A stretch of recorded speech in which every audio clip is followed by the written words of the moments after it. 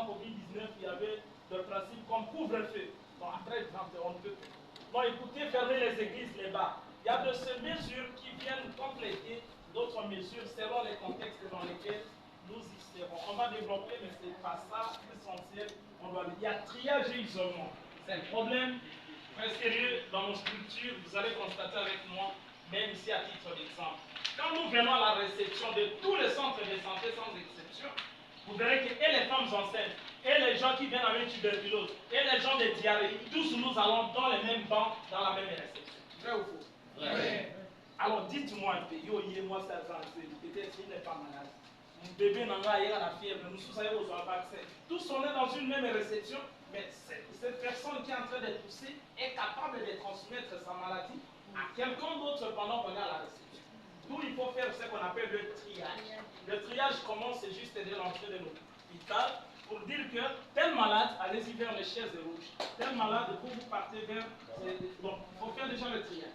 Afin de ne pas infecter tout le monde. Sinon, nous allons... L'isolement maintenant, si vous trouvez un cas suspect, comme nous avons déjà compris les définitions de cas, on sait déjà maintenant, même en venant, vous voyez Bagaza, à choléra. Alors qu'est-ce que vous allez faire? Aujourd'hui, Kamala, c'est l'isolement. L'isolement n'est rien d'autre qu'une chambre dans laquelle peut-être le nombre de lits ne dépend pas de 3, 4 ou un seul lit que vous avez prévu pour tout cas suspect avant son référencement. Ça dépend de la capacité d'accueil de votre établissement. On va tenir compte, chacun doit prévoir une chambre d'isolement pendant cette épidémie. Je suppose que cette recommandation est déjà comprise. Alors, gestion de déchets, c'est très capital. Parce qu'on risque après l'épidémie et puis on développe encore le début d'une autre épidémie. Tous les déchets de tous ces cas suspects doivent être bonnement gérés. C'est-à-dire, on doit incinérer immédiatement. Et pour moi, j'aurais souhaité, si vous avez un CTC ou soit CTU, centre de traitement de choléra, il fallait même créer des latrines à usage unique pendant les épidémies. C'est-à-dire que juste après l'épidémie, on désinfecte, on incinère et on annule cette toilette. Pour que ça ne soit pas usage qu'on met après. Alors, d'autant plus qu'on n'a pas assez de moyens, on est censé maintenant rendre hygiénique les mêmes latrines que nous sommes en train d'utiliser. Pas faire fréquenter maintenant les malades ayant soit des cas suspects avec d'autres personnes dans les mêmes latrines. En rapport avec ça, il y a la gestion de vos déchets, par exemple les gants. Vous avez déjà manipulé, vous avez soigné les cas suspects, vous avez peut-être enlevé ces vêtements, essayez de les gérer bonnement, sinon vous allez exposer d'autres personnes. Bio-nettoyage, voilà ce qu'on nous recommande parmi les stratégies. Donc on va faire le bio-nettoyage, c'est la désinfection. Et aujourd'hui même, chacun doit aller peut-être avec une petite formule, comment on va faire la décontamination. Et l'appeler M. Stali, au niveau local, au niveau de votre communauté, je vous donnerai les petites formules simples afin de faire le bio-nettoyage en cas d'épidémie. Alors, il y a l'injection sécurisée, oui, ça s'entre dedans. C'est-à-dire, pendant qu'on est en train de soigner, vous avez toutes les techniques et vous savez comment ne pas récapituler après avoir décapsulé. Donc, nous avons l'habillage et déshabillage. En épidémie, il est déconseillé. L'habillage, c'est bon. Mais le déshabillage, c'est la période à laquelle le médecin, infirmier, prestataire s'infecte pendant une épidémie. Pendant que vous êtes en train de désenfiler les gants, pendant que vous êtes en train d'enlever votre tenue, cette tenue peut être en contact avec votre corps. Voilà pourquoi on doit respecter les étapes d'habillage et déshabillage. Dommage, le choléra n'a pas assez de problèmes par rapport à l'habillage et déshabillage. Il ne faut pas beaucoup effrayer les gens avec trop de combinaisons, de complications de masques. Non, on n'a pas dit que le choléra c'est aéroporté, mais c'est plutôt manu-porté. C'est des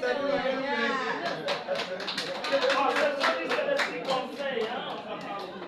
Alors, comme le choléra, il y a eu une personne dans le groupe, mais quand j'ai publié pendant qu'on était en train d'enterrer, comment tu n'as pas, tu ne t'es pas protégé, tu n'as pas géré. Le choléra, ce n'est pas une maladie comme autre, par l'odeur, ou soit non, on nous a dit, c'est manu, parce que nous allons voir les modes de contamination. Il y a, donc, échappement de définition de choléra. Voilà, une présentation sur la stratégie CATI. CATI, c'est intervention ciblée par cas. Nous avons vu ça sur le signe, on peut aussi passer certains problèmes. Chaîne de transmission, c'est très important. toute maladie, si nous voulons commencer avec une riposte ou appliquer la PCI, essayez vous-même de tracer cette chaîne épidémiologique de toute pathologie. Et ça vous permet maintenant de connaître les modes de contamination et donner même un petit conseil aux malades afin qu'ils ne reviennent plus malades. Alors, ici nous avons l'agent pathogène, tous on connaît, c'est le Vibrio cholerae.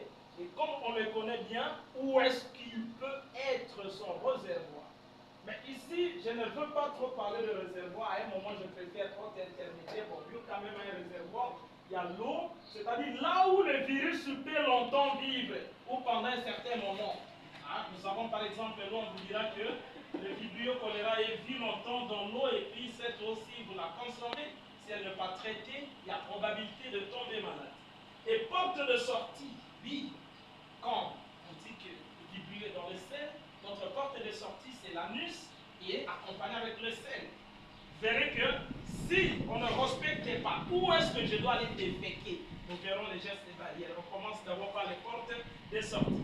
Mode de contamination, il avait dit il y a deux modes. Docteur Nikobi, je le cite, il y avait le mode direct et le mode indirect. Le mode direct, c'est fait oral, directement vous-même, les mains de votre sel, ou soit de n'importe, et vous êtes en contact, ou soit directement avec un autre malade et vous êtes infecté. Mais maintenant, de manière indirecte, c'est-à-dire l'environnement du malade, ou soit le malade a été transporté sur un moyen de déplacement, moto, taxi, et vous aussi vous venez monter pendant que ce moyen n'a pas été désinfecté. Là, il est déconseillé. Ça, c'est maintenant une contamination en direct. C'est-à-dire, il a laissé le micro, soit sur les bancs, soit sur la chaise, soit quelque part, ou soit sur les poignets, il sort de la toilette, il ne s'est pas lavé le main, et puis les excrétants là peuvent respirer. Vous, comme vous avez toujours au poignet, pour vous aussi vous infecter si vous ne vous êtes pas lavé le main, et là maintenant c'est une contamination en direct. Alors maintenant, il y a porte d'entrée, c'est notre bouche qui est la grande porte d'entrée. Au fur et à mesure que nous mangeons des aliments souillés, nous buvons de l'eau qui est souillée, et puis nous mettons nos mains à tout moment dans la bouche sans être lavés. Ça, c'est la porte d'entrée. L'autre est susceptible, c'est l'autre, la personne qui n'était pas malade et qui vient maintenant tomber. Cette personne, et s'il n'a pas respecté, tiens. Présentation, voilà. La même chaîne revient ici. Nous avons la matière fécale qui est là. Et ces matières fécales peuvent être soit infectées avec l'eau. C'est pourquoi nous allons voir maintenant qu'est-ce qu'on doit nous dire pour que cela ne soit pas. Sinon, vous voyez que l'eau aussi peut infecter les aliments que nous sommes en train de consommer.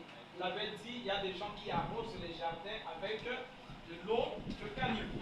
Donc déjà les aliments sont souillés. Et ces aliments souillés, il y a des aliments que nous mangeons crus. Aujourd'hui, à titre d'exemple, j'ai vu des tomates, j'ai vu des salades, j'ai vu des trucs là, qui ne sont même pas préparés, mais plutôt ce sont des aliments crus. Alors, et nous devons tenir compte de ça directement, c'est entré dans notre bouche. Donc, il y a cette façons de s'infecter.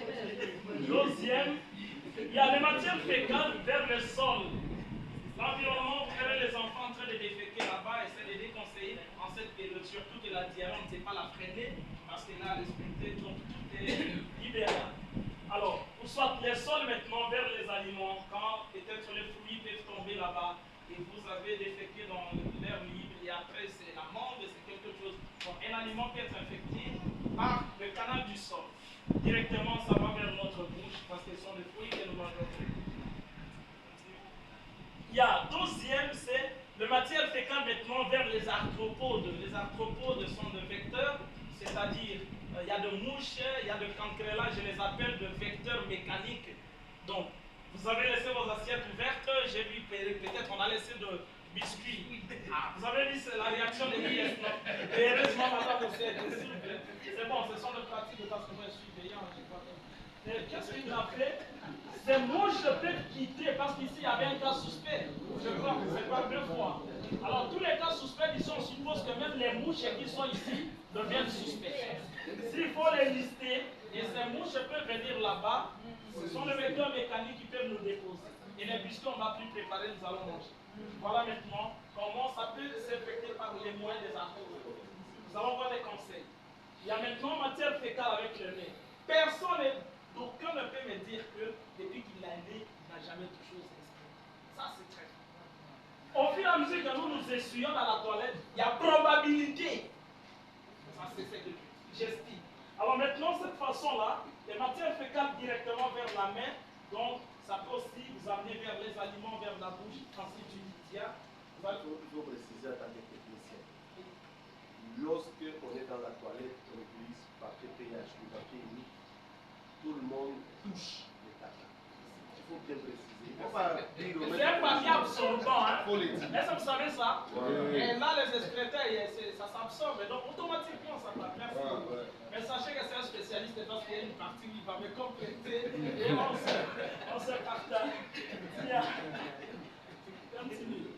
Voilà, maintenant, présentation sur la stratégie CATI, comment nous pouvons mettre une mesure barrière vis-à-vis de tout le schéma que nous avons vu.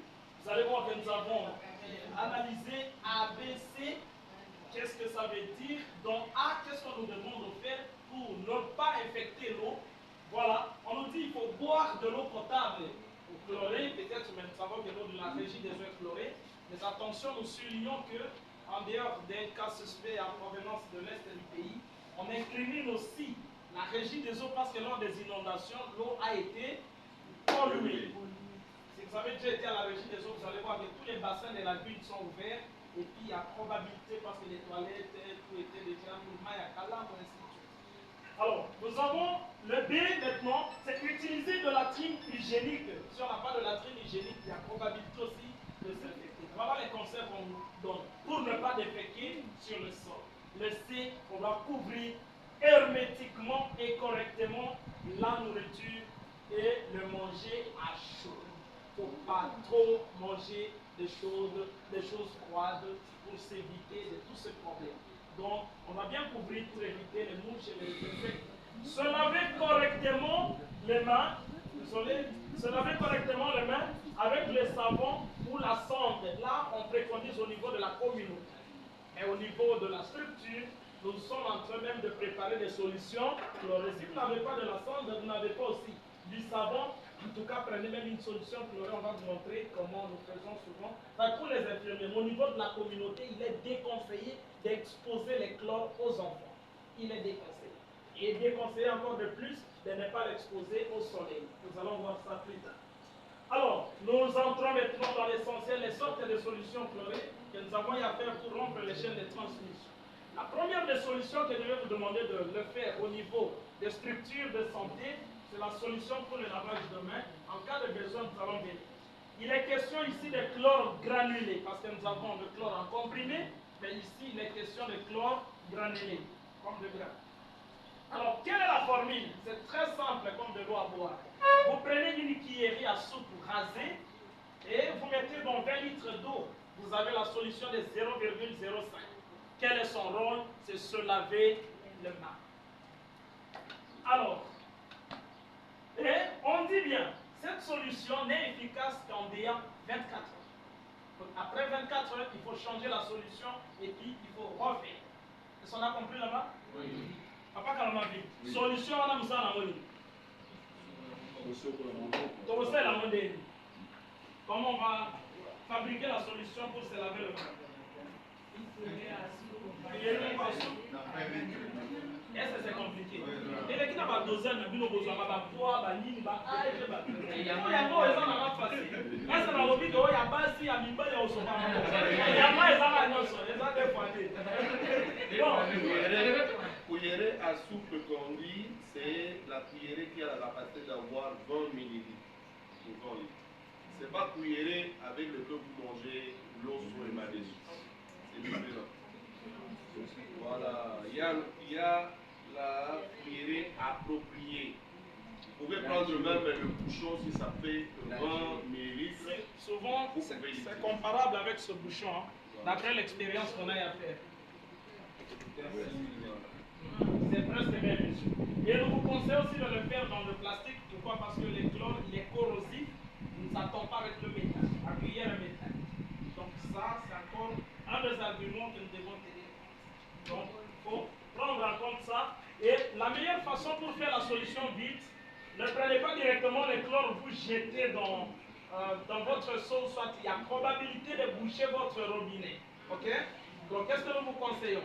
Vous prenez une bouteille d'eau, mais vous pisez l'eau de vos 20 litres pour ne pas venir faire 21 litres. Vous pisez l'eau de là, vous mettez votre cuillerée ici et vous secouez rapidement et vous allez constater que tout est dissous à moins de 5 minutes et vous déversez. Oui. Deuxième solution. La solution de 0,2%. Comment nous allons le faire et quel est son rôle? La solution de 0,2%, nous allons prendre 4 cuillères. Tout il y a l'unité de mesure, nous sommes à 20 litres. C'est bon? Et on va changer maintenant. Si j'ai 100 litres, si j'ai 5 litres, pour jouer autant la commande, nous allons faire déformer. Donc, vous prenez 4 cuillères à soupe rasée, comme nous l'avons dit, dans 20 litres d'eau. Et avec la même méthodologie, vous savez maintenant, une solution de 0,2%. Utilisation, c'est juste pour désinfecter le sol, le lit, tout ce qui est un peu l'environnement du malade, ou y compris même les toilettes, vous pouvez désinfecter. Mais attention, il y a une autre solution qui sera très efficace que ça, et son rôle sera quoi? Oyo, ils agissent pour traiter, désinfecter l'environnement. Ah, ok. Nous avons ce qu'on appelle la solution mère. Normalement, la solution mère nous donnait la solution fille et puis la solution petite fille. Mais comme il est question ici, la solution mère, c'est la meilleure des solutions. Solution mère, qu'est-ce que nous allons faire? Une cuillerée dans 1 litre d'eau. Et si on a 20 litres, on mettra combien de cuillerées? C'est ça. Cette solution maintenant nous permet de traiter l'eau de boisson au niveau de la commune. C'est à partir de cette solution. Comme les formules sont encore très kilométriques,